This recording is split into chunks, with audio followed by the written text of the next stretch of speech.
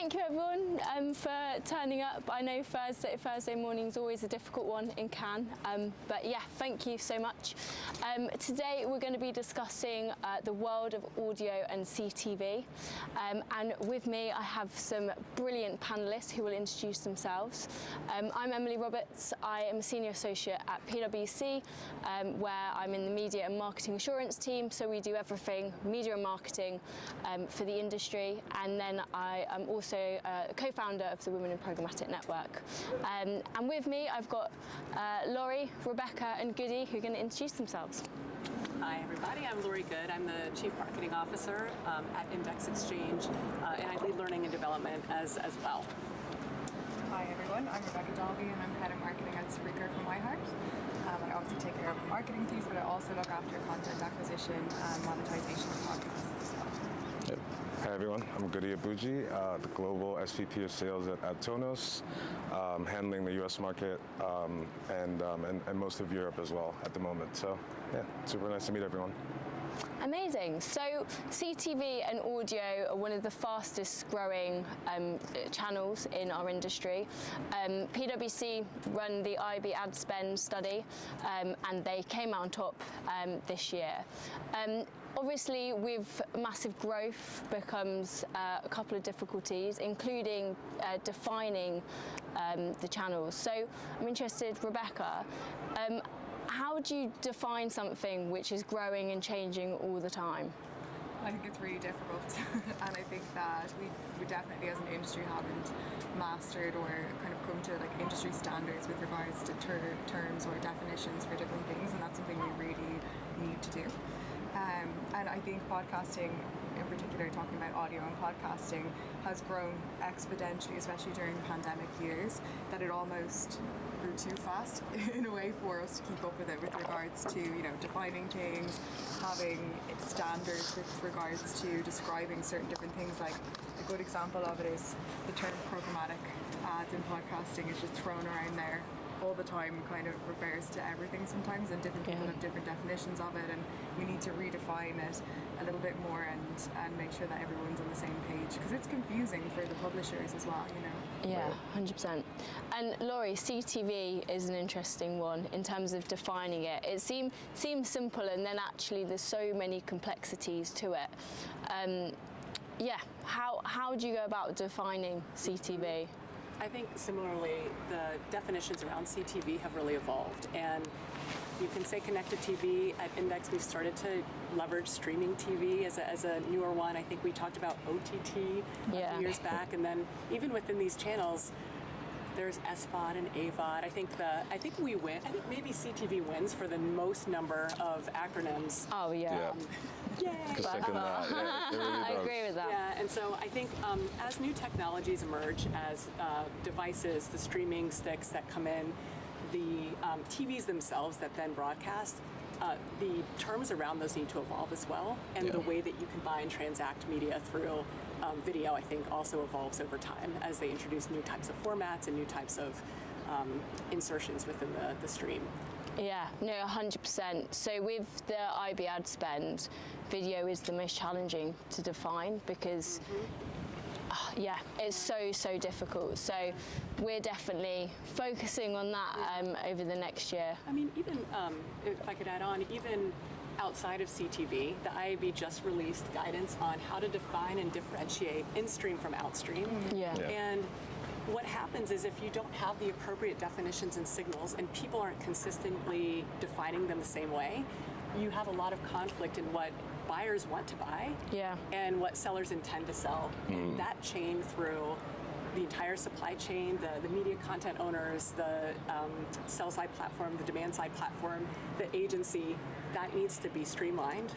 Otherwise, you run the risk of waste, you run the risk of not monetizing effectively on the content side, or buying what you want and what you expect, I think, on the other side. So it really is an evolving space. It's the same in audio as well.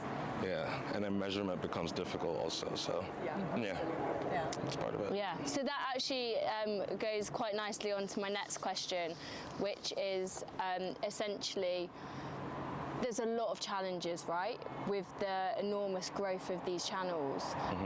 Measurement may be one. I'll let you discuss. But what do you see as the biggest challenges within this?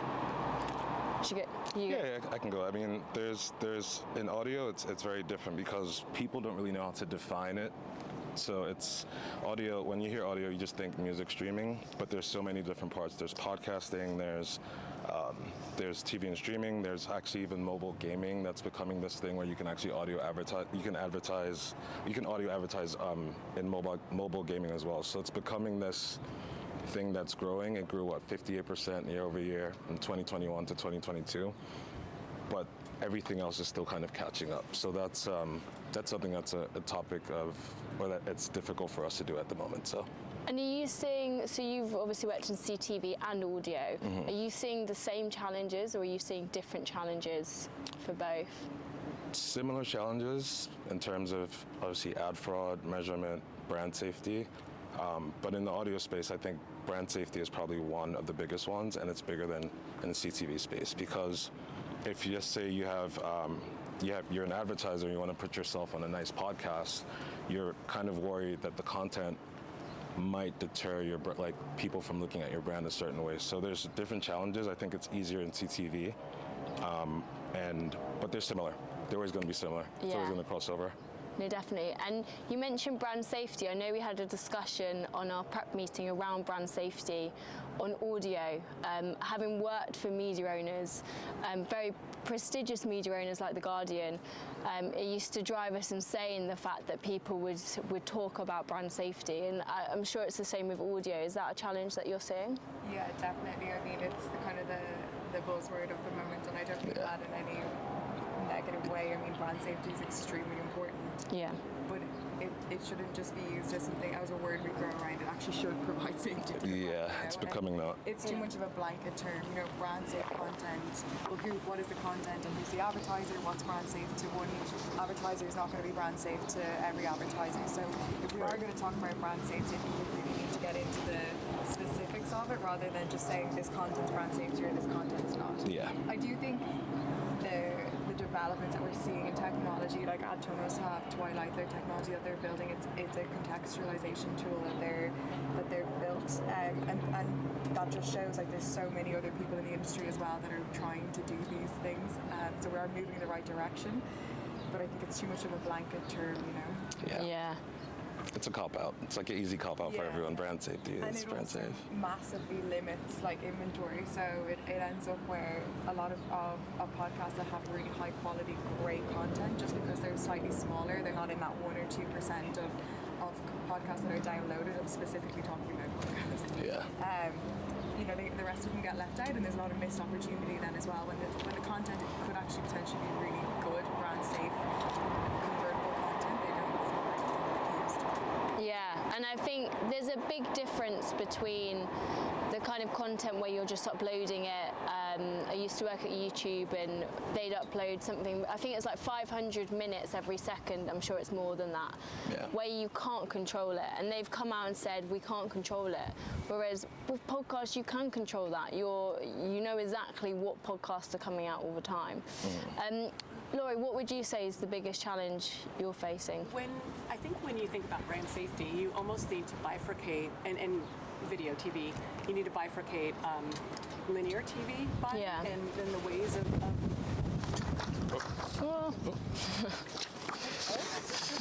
We'll edit that part out. Meant to happen. Run out of questions. more than brand safety. And that's brand safety. I know. But I think the linear TV buying method is transparent and clear. You know what you're getting in upfront. You're buying specific shows, specific times. You expect a certain audience based on the data that you have on a household level. But when you think about programmatic, and since we're in a programmatic event today, that's where it becomes a little bit more challenging. So we're seeing still one-to-one deals in CTV outpacing spot buying and more of the real-time bidded instance, because there's a little bit more control in making that direct connection with a media owner on what they want to buy. When it comes to programmatic, there's a lot of work to do. And so we have the same brand safety challenges on TV that we do within regular display and through mobile app as well. And the issue really in the streaming environment it comes down again to the signaling and the consistent signaling. And so if there's a lack of transparency around genre, around specific shows, around categories, that's not flowing through the entire ecosystem, then it does become opaque to a buyer. And that's why buying still remains highest within one-to-one deals. I think as we start to standardize and consistently implement frameworks that allow people to understand exactly where they're appearing, to eliminate fraud through third-party solutions and things like that, I think we will overcome that, but we're a little bit away from that. And so as these standards come into place, it's super important that everyone in the chain implements them so that there is that transparency, clarity around what you're buying and what you're selling to map that safety appropriately. Yeah, of course. And there's always going to be challenges, right? With new channels, it's difficult when something new comes out. It's growing at such an enormous pace that actually, it's really difficult. Talking of new channels and then going back to old channels, with traditional TV, how have you seen kind of the shift in people buying from traditional TV to CTV, and is that impacting people buying traditional TV? Well, I think it's still streaming, connected TV. It's still growing, and so I don't see a world anytime soon where linear buying is going to decrease for now. The upfronts are still a huge opportunity for brands and for marketers, and it's what they're used to. I do think that the shift to connected TV, I think that people rushed to it because that's where audiences went, particularly, same with audio that you mentioned over the pandemic. It accelerated viewership, and streaming and connected TV have grown immensely year over year since 2020, far outpacing what the expectation was based on audiences. But I think that's where the problem sort of happens, is that, and I'm repeating what you said about audio, but it's, until we can create the technology that's built for that channel specifically, which we haven't quite implemented yet, there'll still be quite a few challenges. I think the cool thing about CTV and streaming TV is the precise targeting, the audience level that you can get into that the traditional Nielsen household level data doesn't quite get to. So I think if you can bring the beauty of programmatic and digital advertising from a targeting and a measurement perspective to the TV channel, that will be a far superior way to understand and to reach the right audiences in real time. But I think those are things that we still have yet to implement. Yeah, I agree. No, I agree. Yeah, targeting, again, if it's when you're buying programmatically with TV, it becomes this. My budget, I can stretch my budget as much as possible, and it's going to make as much sense. It's going to make way more sense than just buying, like you said, linear. I can go as granular as what you watched in the last 6 months, what you purchased at Amazon days. Like I can see what you purchased. For instance, I was doing this campaign for Wonder Woman for HBO, and I was testing out this targeting string, and I'm like, why don't we target people who bought Wonder Woman costumes in the past 3 years, right? And we were able to go, I think we're only able to go 6 months back, and that performed, I think it outperformed 12 other segments that we're currently using. So it's having that granularity to say, hey, I can go as deep as what you purchased, and it's just data that you gave me yourself, so I don't need to feel like I'm invading your privacy. That's a huge part. So targeting, I think, is the biggest plus side to programmatic buying with CTV. But like you said, it's until we get to that point where we can use that and move it to linear, we're a long way. Yeah. And it's going to keep changing. So. Absolutely. And so talking of changing, like when you're looking at kind of media buying in the agency world, they're kind of, 10, 15 years ago was quite structured teams, right? So you had your TV teams, your print teams. Then digital came along and they kind of put that to the side and went, we'll have a digital team. Now we have programmatic, and it's ending up in kind of every element of all buying. Where are you seeing, for instance, for TV, where are you seeing that coming out of? Are you seeing that on the TV teams? Are you seeing that in the digital teams? Do you think there's a bit of confusion there still? I think so. And yeah, you could probably expand on it, but I think there's confusion. It's I don't know if they're cutting. Again, I don't know if they're going to be cutting the digital team more, or like streamlining jobs. But I feel like yes, there is confusion there in terms of what do we prioritize? Do we prioritize programmatic because we're able to measure it, we're able to save more money, or do we prioritize testing different things out with linear? Like, so it's tough. It's like a tough space again. And Laurie could probably expand on it a little more. Yeah, I think the teams still are quite separate. Yeah. And the competencies and skill sets around it are quite separate. Although there needs to be collaboration across both, and I think that's really improved over the past few years. I think in the early days it was, who are the new guys? Yeah. Yeah. I was in interactive department when I was at the agency, like a million years ago, and we were definitely actually we had like our own section of the agency. Who are those guys? Yeah. And so I think there was like initial tension. The interactive digital folks said, linear's going to die in 2 years. Well, it's not, and that threatens the linear folks. But what I would say about the beauty of, I think, streaming and buying digitally and programmatically is that it allows agencies, buyers to create a more holistic omnichannel strategy that can be measured and targeted across. I mean, that's the ultimate holy grail of the understanding audience and where you can reach them. And as we get better at the signaling and understanding in privacy-safe ways, of course, who the audience is, who the people are behind it, you can start to create a richer strategy to reach audiences, to manage frequency, and to really understand incremental reach in ways that linear TV didn't allow, to connect that especially to digital. Yeah. And are you seeing the same in audio? Yeah, I think it's from what you said a moment ago, the kind of confusion around it, or not sure where something sits. Yeah. With podcasting, I think that one of the challenges that we definitely face is people knowing that the agencies knowing that they should probably, and they've been convinced that they should include it in their media buy. Yeah. But being kind of hesitant to like go all in on it, and so they end up using, for example, like creatives from a different medium like radio that don't necessarily fit out because they're very different mediums, right? So a radio ad that's loud and in your face and has to catch your attention because you're in a car driving is very different to a very intimate ad that you want to hear in your ears when you're listening to a podcast. And so we see people sometimes trying out advertising but with the wrong creatives, and then it's kind of like a tick the box thing. Yeah, it's like we tried it, it failed. But you need to be able, you have 15 to 20 seconds to capture someone's attention. Yeah.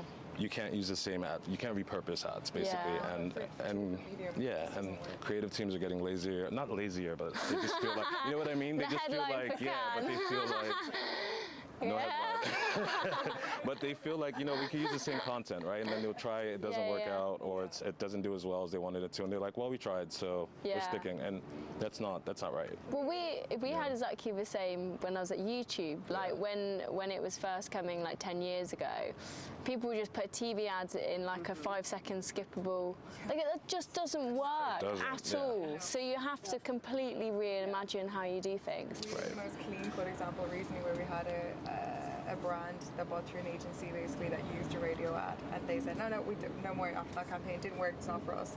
And our team was like, listen, if you do this and this, and if you do the creative this way, we think it will really work for you, because there was like a perfect match between what they were looking for. And they said okay, and they did it, and it converted higher than anything they'd done before. Wow. So it was just like so obvious, Yeah. It's like not even laziness, it's budget constraints. Yeah, right. Budget and then it's because if you say, I want to experiment and let's test a new channel, there's likely not a budget behind it if it's unproven. And so it's like, But then to prove it, you need a budget. So it's like it's a conundrum, right?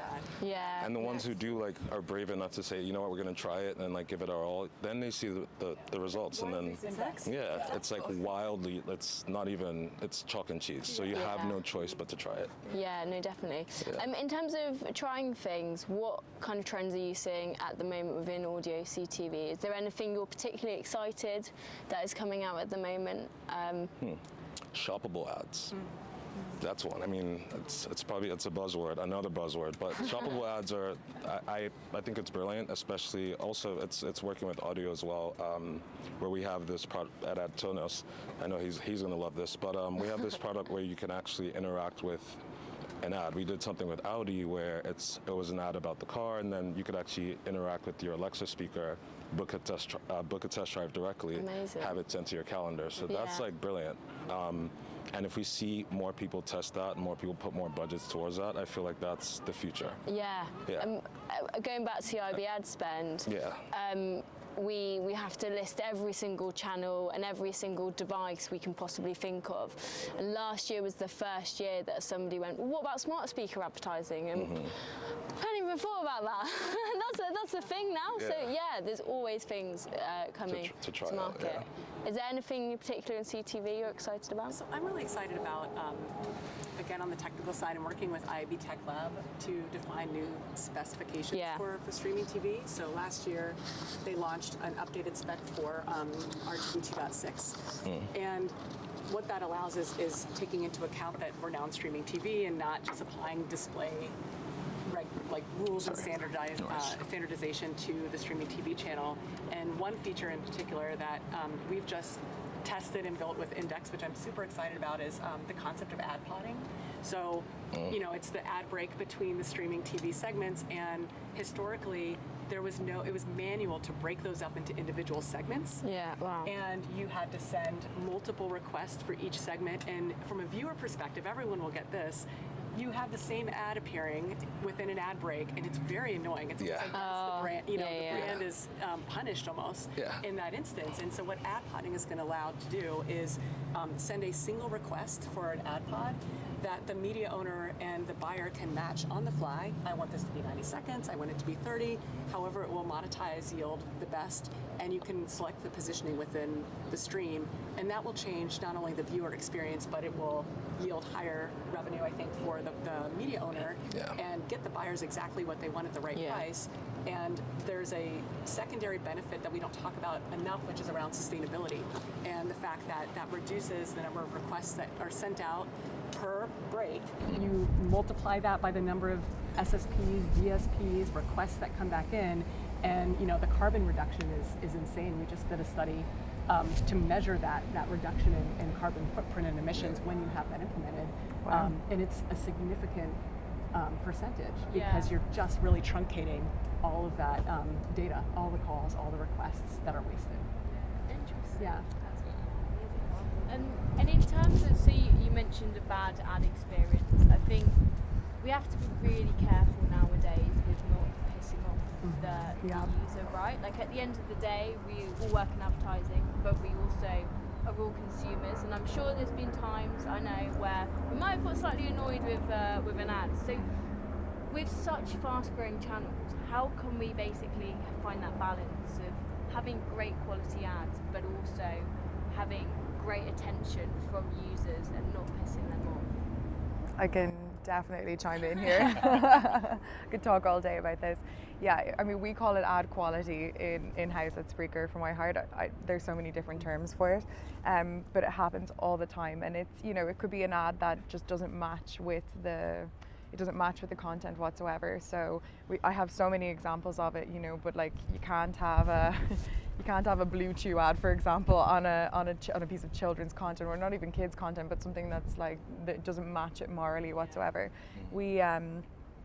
What we did, it's a huge problem industry-wide in audio. So what we've done in-house is, because we're very publisher focused and publisher safety focused, as well as the other piece, but we can control that as much as we possibly can. So we created a technology called Magda, which is it's actually Machine Augmented Guard for Dynamic Advertising. It's named after a girl called Magda, who actually was the first person to manually work on this in-house. And so basically what it does is it actually it transcribes and ingests basically all of the ads, the programmatic ads that come in, looks at them, because we have a huge problem right across the industry with miscategorization and non-categorization. And so it's able to pick out very sensitive topics like gambling, you know, guns, different things like this. And it's able to basically just tell us whether or not the ad is is miscategorized because of the content, or if it's not categorized, it's able to put a category on it, and then we'll review it. And you know, there's a couple of different companies that actually use our ad technology through their own platforms as well. And we noticed in the midterms last year, like the difference in ads coming through. Like we would have had hundreds of complaints before of political ads being miscategorized and coming through, with people who have the IAB category politics blocked. And like we basically had almost none when we implemented it. So it's a huge issue because the podcast is a baby, you know, for the host or the network. So we have to be really careful with it. So it's a really big topic. And what about you, Laurie? I think it's I think it's responsibility across the chain. Yeah. If you think about consumer, customer experience, viewer experience, that's the responsibility of the media owners to create the right content, the right number of slots, because they can construct those ad breaks in the way that makes the most sense and is not annoying. Again, if they implemented the right protocols in ad podding, that would greatly improve. And you know, I think similar to you all, we invest a ton in ad quality and our ad quality experience, and we have ways of programmatically reviewing ads, but we actually manually review all ads as well.